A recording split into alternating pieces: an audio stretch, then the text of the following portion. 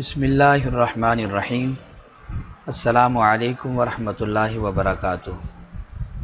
آج انشاءاللہ العزیز سورہ کا سبق نمبر 10 پڑھا جائے گا، اور ہمارے آج کے سبق کا عنوان ہے قضیہ شرطیہ کے اقسام۔ آج کے سبق کے اندر ہم پڑھیں گے نمبر 1 قضیہ شرطیہ کے اقسام، نمبر 2 شرطیہ متصلہ کی تعریف، نمبر 3 شرطیہ منفصلہ کی تعریف۔ آئیے پہلے ہم آج کے سبق کی عبارت اور اس کا ترجمہ سماعت کرتے ہیں۔ دوم شرطیہ متصلہ، قضیہ کا دوسرا قسم شرطیہ متصلہ ہے۔ وآن مرکب باشد از دو قضیہ کے میان ایشان حکم کردہ باشند با اتصال، اور یہ قضیہ مرکب ہوتا ہے دو ایسے قضیوں سے کہ جن کے اندر اتصال کا حکم کیا گیا ہو، چون کلما کانت الشمس طالعۃ کان النہار موجودا، جیسے کلما کانت الشمس طالعۃ کان النہار موجودا۔ وَإِن را موجبہ خوانند، اور اس قضیہ کو موجبہ کہتے ہیں۔ و یا حکم کردہ باشد با سلب اتصال، اور یا سلب اتصال کا حکم کیا گیا ہو، چون لیس البتۃ اذا کانت الشمس طالعۃ کان اللیل موجودا، جیسے لیس البتۃ اذا کانت الشمس طالعۃ کان اللیل موجودا۔ وَإِن را سالبہ خوانند، اور اس کو سالبہ کہتے ہیں۔ سوم شرطیہ منفصلہ، قضیہ کا تیسرا قسم شرطیہ منفصلہ ہے۔ وآن مرکب باشد از دو قضیہ کے میان ایشان حکم کردہ باشند با انفصال یا با سلب انفصال، اور یہ قضیہ مرکب ہوتا ہے دو ایسے قضیوں سے کہ جن کے درمیان انفصال کا یا سلب انفصال کا حکم کیا گیا ہو۔ یہ تھی ہمارے آج کے سبق کی عبارت اور اس کا ترجمہ۔ آئیے اب ہم سبق کی وضاحت سمجھتے ہیں۔ تو سب سے پہلے آج کے سبق کا ما قبل کے ساتھ ربط۔ ما قبل کے ساتھ تعلق یہ ہے کہ پچھلے سبق کے اندر مصنف نے قضیہ کے 3 اقسام کا تذکرہ کیا تھا کہ قضیہ کے 3 قسم ہیں: قضیہ حملیہ، قضیہ شرطیہ متصلہ اور قضیہ شرطیہ منفصلہ۔ تو پچھلے سبق کے اندر ہم قضیہ حملیہ پڑھ چکے ہیں۔ اب آج کے سبق کے اندر قضیہ کے آخری 2 قسم یعنی کہ قضیہ شرطیہ متصلہ اور قضیہ شرطیہ منفصلہ کو بیان کیا جائے گا۔ تو پہلے ہم قضیہ شرطیہ کی تعریف دیکھ لیتے ہیں۔ قضیہ شرطیہ قضیہ حملیہ کے مقابل ہے، اور قضیہ حملیہ کی تعریف آئی تھی کہ جو 2 مفردوں سے مرکب ہو۔ اب قضیہ شرطیہ اس کے مقابل ہے، تو مقابل کی تعریف بھی مقابل ہوتی ہے، تو اس لیے قضیہ شرطیہ کی تعریف یہ بنے گی کہ قضیہ شرطیہ وہ قضیہ ہے جو 2 قضیوں سے مرکب ہو۔ اس کی مثال ہے جیسے ان کانت الشمس طالعۃ فالنہار موجود۔ اس کے اندر ان، کانت اور فا یہ ادوات ہیں، ان کو آپ گرا دیں تو پیچھے بچیں گے الشمس طالعۃ اور النہار موجود۔ الشمس طالعۃ یہ بھی قضیہ ہے، النہار موجود یہ بھی قضیہ ہے۔ تو ان کانت الشمس طالعۃ فالنہار موجود یہ ایسا قضیہ ہوا مجموعی اعتبار سے کہ جو 2 قضیوں سے مرکب ہے، اس لیے ہم اس کو ان کانت الشمس طالعۃ فالنہار موجود کو قضیہ شرطیہ کہیں گے، کیونکہ یہ 2 قضیوں سے مرکب ہے۔ قضیہ شرطیہ کے 2 قسم ہیں، ایک ہے شرطیہ متصلہ اور دوسرا ہے شرطیہ منفصلہ۔ وجہ اثر یہ ہے کہ قضیہ شرطیہ 2 حال سے خالی نہیں ہوگا۔ قضیہ شرطیہ کی تعریف آپ جان چکے ہیں کہ یہ 2 قضیوں سے مرکب ہوتا ہے۔ اب دیکھا یہ جائے گا کہ جن 2 قضیوں سے قضیہ شرطیہ مرکب ہے، ان قضیوں کے اندر اتصال یا سلب اتصال والا حکم ہے، یا انفصال یا سلب انفصال والا حکم ہے۔ اگر اتصال سلب اتصال والا حکم ہو تو اس کو کہتے ہیں شرطیہ متصلہ، اور اگر انفصال یا سلب انفصال والا حکم ہو تو اس کو کہتے ہیں شرطیہ منفصلہ۔ وجہ اثر کے بعد اب آئیے قضیہ شرطیہ متصلہ کی تعریف سمجھتے ہیں۔ تو مصنف نے قضیہ شرطیہ متصلہ کی تعریف کی ہے کہ دوم شرطیہ متصلہ، قضیہ کا دوسرا قسم شرطیہ متصلہ ہے۔ و آن مرکب باشد از دو قضیہ کے میان ایشان حکم کردہ باشد با اتصال و یا حکم کردہ باشد با سلب اتصال، یعنی قضیہ شرطیہ متصلہ ایسا قضیہ شرطیہ ہوتا کہ جو دو ایسے قضیوں سے مرکب ہو کہ جن کے اندر اتصال کا یا سلب اتصال کا حکم کیا گیا ہو۔ اس سے ہمیں قضیہ شرطیہ متصلہ کی اقسام بھی سمجھ آ گئے کہ شرطیہ متصلہ کے دو قسم ہیں، ایک ہے موجبہ متصلہ اور دوسرا سالبہ متصلہ۔ موجبہ متصلہ میں اتصال کا حکم ہوتا ہے اور سالبہ متصلہ میں سلب اتصال کا حکم ہوتا ہے۔ موجبہ متصلہ کی مثال سمجھیں، جس طرح کہ ہے کلما کانت الشمس طالیۃ کان النہار موجودا۔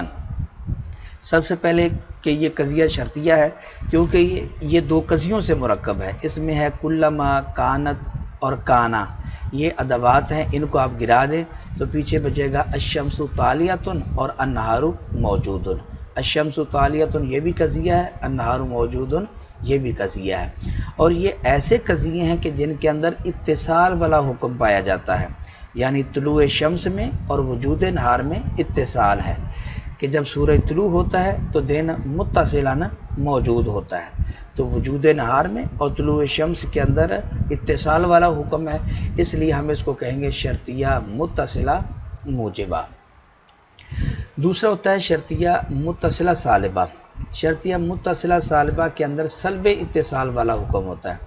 اس کی مثال دیکھیں، جیسے لیس البتۃ اذا کانت الشمس طالیۃ کان اللیل موجودا۔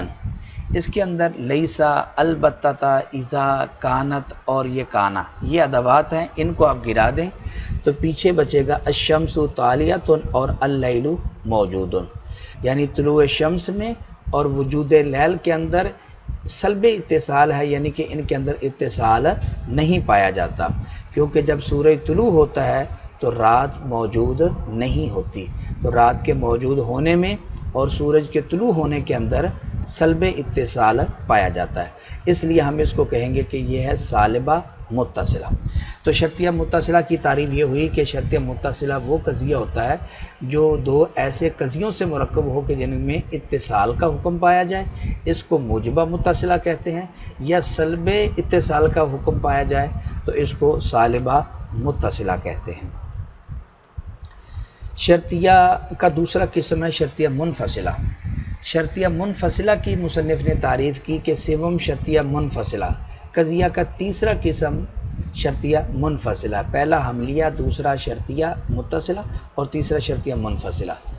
اس کی تعریف کی ہے کہ وآن مرکب باشد از دو قضیہ کے میان ایشان حکم کردہ باشد با انفصال یا با سلب انفصال، یعنی شرطیہ منفصلہ ایسا قضیہ شرطیہ ہوتا ہے جو دو ایسے قضیوں سے مرکب ہوتا ہے کہ جن کے اندر انفصال کا یا سلب انفصال کا حکم پایا جاتا ہے۔ اگر انفصال کا حکم ہو تو اس کو شرطیہ منفصلہ موجبہ کہتے ہیں، اور اگر سلب انفصال کا حکم ہو تو اس کو شرطیہ منفصلہ سالبہ کہتے ہیں۔ جس طرح شرطیہ متصلہ کے دو قسم تھے، موجبہ متصلہ اور سالبہ متصلہ، اسی طرح قضیہ شرطیہ منفصلہ کے بھی دو قسم ہیں، شرطیہ منفصلہ موجبہ اور شرطیہ منفصلہ سالبہ۔ شرطیہ منفصلہ موجبہ کی مثال دیکھیں، جیسے ھذا العدد اما زوج و اما فرد۔ سب سے پہلے یہ سمجھیں کہ یہ قضیہ شرطیہ کس طرح ہے، کیونکہ اس کے اندر اما یہ ادات ہے اور واو یہ بھی ادات ہے، اما یہ بھی ادات ہے، ھذا مبتدا ہے، موضوع ہے، اور زوجن یہ اس کا محمول ہے، تو یہ ایک قضیہ ہو گیا ھذا العدد زوجن، اور فرد یہ محمول ہے، اس کا موضوع محذوف ہے، یعنی کہ ھذا العدد، اب معنی بنے گا ھذا العدد اما زوجن و اما ھذا العدد فرد، تو آپ اما واو اور اما ان کو گرا دیں تو پیچھے دو قضیے بچ جائیں گے، یعنی ھذا العدد زوجن ھذا العدد فرد، تو یہ قضیہ شرطیہ ہو گیا، اور یہ منفصلہ ہے کیونکہ یہاں ھذا العدد زوج اور ھذا العدد فرد ان کے اندر انفصال والا حکم پایا جاتا ہے، کیونکہ زوج کہتے ہیں کہ جو دو کے اوپر پورا تقسیم ہو جائے، جو عدد دو کے اوپر پورا تقسیم ہو جائے اس کو زوج کہا جاتا ہے، اور جو عدد دو کے اوپر پورا تقسیم نہ ہو تو اس کو فرد کہتے ہیں۔ مثلا 4 ہے، یہ زوج ہے کیونکہ دو کے اوپر پورا تقسیم ہو جاتا ہے۔ 6 ہے، وہ بھی اسی طرح زوج ہے۔ فرد جس طرح کہ 3 ہے، یہ دو کے اوپر پورا تقسیم نہیں ہوتا۔ 5 ہے، 7 ہے، یہ دو کے اوپر پورے تقسیم نہیں ہوتے، ان کو کہیں گے فرد۔ اب جب آپ کسی عدد کی طرف اشارہ کر کے کہیں گے کہ یہ عدد یا زوج ہے یا فرد ہے، یعنی دو کے اوپر پورا تقسیم ہو جاتا ہے یا دو کے اوپر پورا تقسیم نہیں ہوتا، تو دو کے اوپر پورا تقسیم ہونے میں اور نہ ہونے کے اندر انفصال پایا جاتا ہے۔ اس وجہ سے ہم اس کو کہیں گے حاذ العدد اما زوج و اما فرد، اس کو کہیں گے کہ یہ شرطیہ منفصلہ موجبہ ہے۔ دوسرا شرطیہ منفصلہ کا قسم ہوتا ہے شرطیہ منفصلہ سالبہ۔ اس کی مثال ہے لیس البتۃ حاذ العدد اما زوج و اما منقسم بمتساویین۔ زوج کا معنی تو آپ جان چکے ہیں، منقسم بمتساویین کا بھی یہی معنی ہے، یعنی کہ دو کے اوپر پورا تقسیم ہونے والا۔ تو یہ بھی قضیہ شرطیہ ہے کیونکہ اس کے اندر لیسا، البتۃ، اما اور واو، اما یہ ادوات ہیں، ان کو آپ گرا دیں، پیچھے دو قضیے بچیں گے، ایک ہوگا حاذ العدد الزوج اور دوسرا ہوگا حاذ العدد منقسم بمتساویین۔ منقسم بمتساویین یہ معمول ہے دوسرے قضیے کا، اس کا موضوع محذوف ہے اور وہ ہے حاذ العدد۔ اور یہ جو دو قضیے نکلے اب ہمارے پاس حاذ العدد الزوج اور حاذ العدد منقسم بمتساویین، ان کے درمیان سلب انفصال والا حکم ہے، یعنی ان کے درمیان انفصال نہیں ہے۔ جو عدد زوج ہوگا وہ منقسم بمتساویین بھی ہوگا، اور جو منقسم بمتساویین ہوگا وہ زوج بھی ہوگا، تو ان میں سلب انفصال والا حکم ہے، یعنی ان کے درمیان انفصال نہیں ہے۔ تو یہ قضیہ شرطیہ منفصلہ کے دو قسم آ گئے، شرطیہ منفصلہ موجبہ اور شرطیہ منفصلہ سالبہ۔ ہمارے آج کے سبق کا خلاصہ یہ ہوا کہ ہم نے پچھلے سبق کے اندر قضیہ کا ایک قسم یعنی قضیہ حملیہ پڑھا، آج کے سبق کے اندر ہم نے قضیہ کے دو قسم یعنی شرطیہ متصلہ اور شرطیہ منفصلہ پڑھے۔ تو اس اعتبار سے تو اس طرح قضیہ کے 3 قسم ہو گئے، قضیہ حملیہ، قضیہ شرطیہ متصلہ اور قضیہ شرطیہ منفصلہ۔ یہ آخر میں تمرین ہے، اس کو آپ آج کے سبق کی روشنی کے اندر حل کریں کہ ان کان زید انسانا کان حیوانا، اور دوسرا قضیہ ھذا الشیء اما شجر و اما حجر۔ ان قضیوں کے اندر آپ دیکھیں کہ کون سا قضیہ شرطیہ متصلہ ہے اور کون سا قضیہ شرطیہ منفصلہ ہے، اور قضیہ شرطیہ متصلہ اور منفصلہ کی تعریفوں کو بھی ان کے اوپر آپ منطبق کرنے کی کوشش کریں۔ آخر میں اللہ کریم سے دعا ہے کہ اللہ تعالی ہمیں علم نافع، عمل صالح اور اخلاص عطا فرمائے، آمین۔